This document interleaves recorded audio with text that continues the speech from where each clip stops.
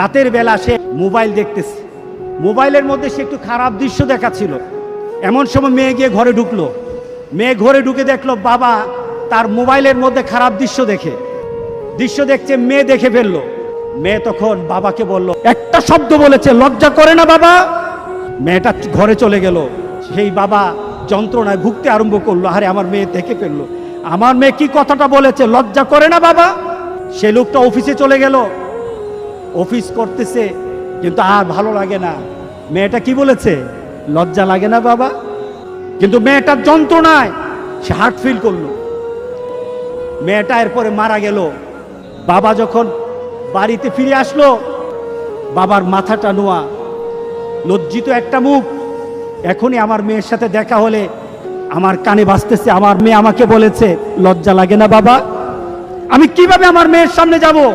এই চিন্তা যখন করতেছে, এমন সময় দরজা খোলার সাথে সাথে একটা চিৎকার শুনলো।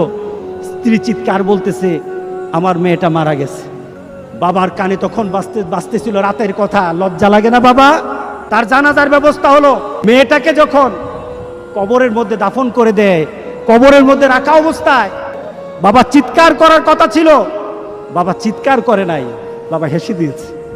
তাকে জিজ্ঞাসা করলো, তুমি হাসছো কেন? আমার মেয়েটা চলে গেছে, আমার কলিজার টুকরাটা চলে গেছে, কিন্তু আমার জীবনের মধ্যে একটা আঘাত দিয়ে পরিবর্তন করে গেছে।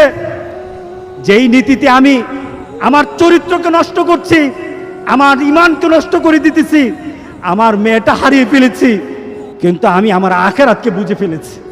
আজকে সমাজের যারা প্রিভেন্টিভ করছেন না, আপনি চিন্তা করছেন আপনার মেয়েটা কিন্তু একদিন আপনার জন্য বিপদ হয়ে যাবে। সুতরাং আমরা যদি হতে চাই ভালো একটা বাবা হব, রাজি আছে সবাই?